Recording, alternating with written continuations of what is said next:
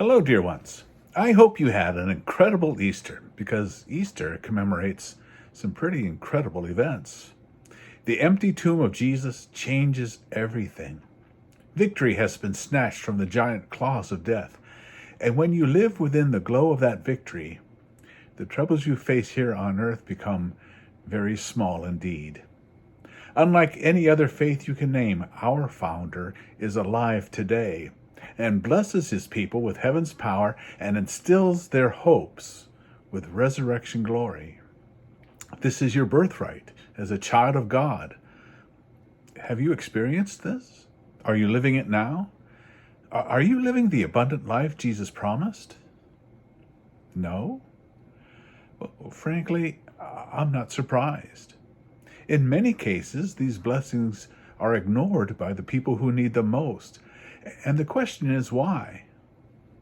Well, when such a rich and glorious life awaits you, why would you take a pass on it?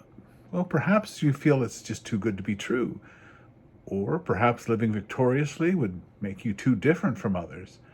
Maybe it's because you have never had this kind of life modeled for you, so you don't know it exists.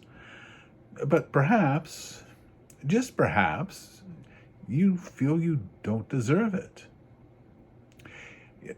You know, you've seen my cat Bojangles on a previous video. I'd like to use him again as an example. Bo has two kinds of food. He has his dry kibble, which in my mind must be pretty boring stuff. I don't know, I'm just guessing. I obviously haven't tried it. But we also give him moist food as well, which I suspect must be much more appetizing, or at least more interesting. We fill his bowl with the dry kibble, which he'll eat on his own throughout the day, but towards the evening I bring out the good stuff, the moist food, and put it in his bowl. And when that happens, Bo will look up at me and not touch it.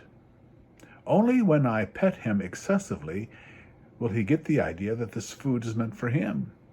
Then he'll dig in and enjoy it immensely. By the way, many cats exhibit this behavior, I understand. So why doesn't Bojangles go for the good stuff right away?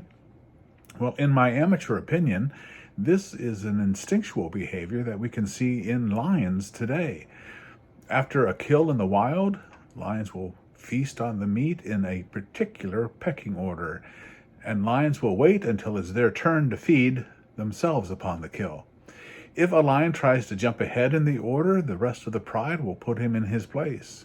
He has to wait for his qualified turn. I believe Bojangle waits to eat the moist food until he feels I have qualified him to partake of it. Until I affirm his standing, he feels he is unworthy to take the wonderful food before him. And once he feels I have accepted him, then he enjoys the meal before him. So let me ask, when you see the blessings Jesus offers, do you feel qualified to enjoy them? Do you feel you deserve to live an abundant life that most others can only dream about? Do you qualify to feel hope? Do you qualify to live in love? Do you qualify to experience the amazing joy that Jesus offers? If you don't, then you will pass on those blessings, just as Bojangles will pass on the good stuff, even though it's freely given to him. So, seriously, do you qualify for these blessings?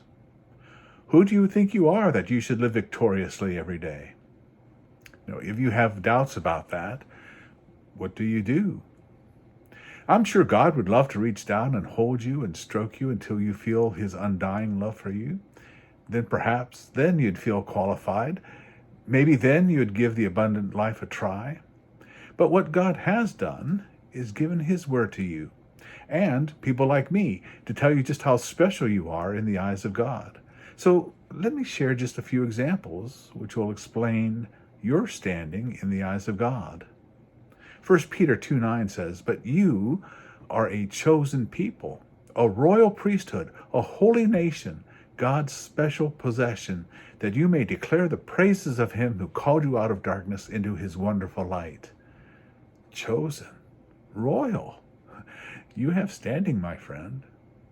Jeremiah 29:11 says, "For I know the plans I have for you, declares the Lord, plans to prosper you and not to harm you, plans to give you hope and a future." Isaiah 43:1 says, "But now this is what the Lord says, He who created you, Jacob, He who formed you, Israel, do not fear, for I have redeemed you. I have summoned you by name. You are mine." Romans 8:16 and 17 says, "The Spirit himself testifies with our spirit that we are God's children.